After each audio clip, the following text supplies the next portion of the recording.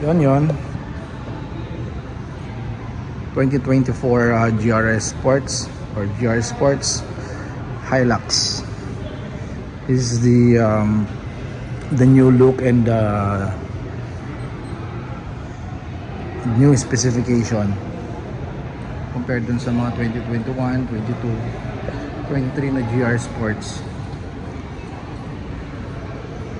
As you can see guys, iba yung grill, then iba na rin yung fender liner niya, or iba yung body cladding both side.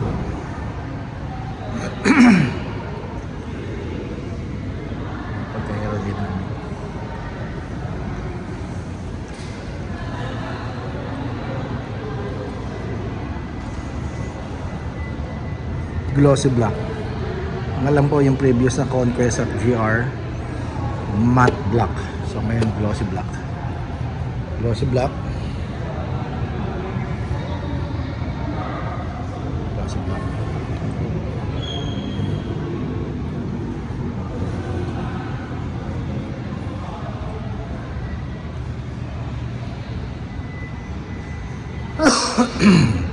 Yung GR buds niya na mas malaki kumpara doon sa GR Sports buds ng Fortuner.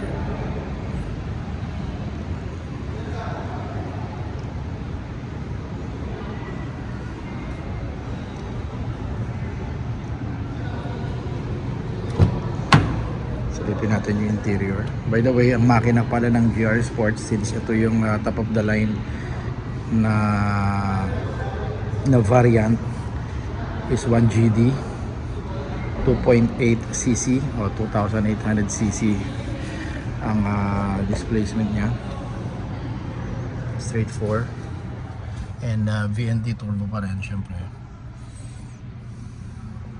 So ito equipped na ng wireless charger.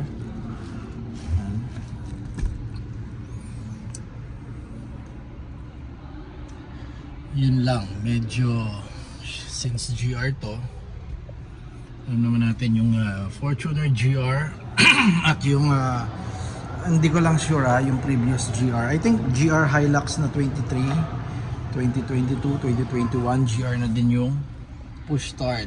Pero ito hindi.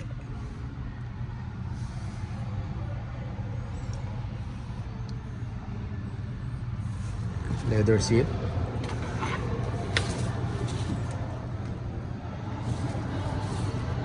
Red ang seat belt, then equip siya ng rear aircon vent system stock.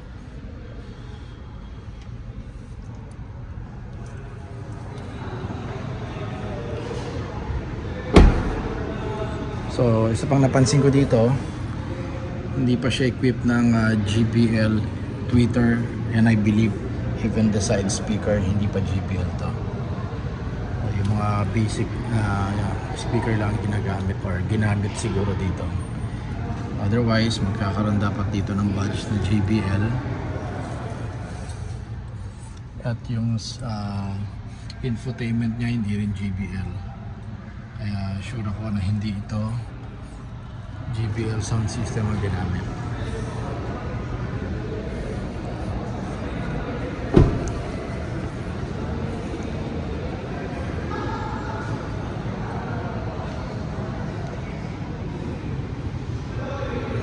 Same ang fog lamp sa Conquest 21 hanggang 2024. Conquest GR pareho lang. So magkaiba na yung rear spoiler na ginamit dito sa GR. This particular GR. Yung 23 kasi iba rin. So that's all. Quick review.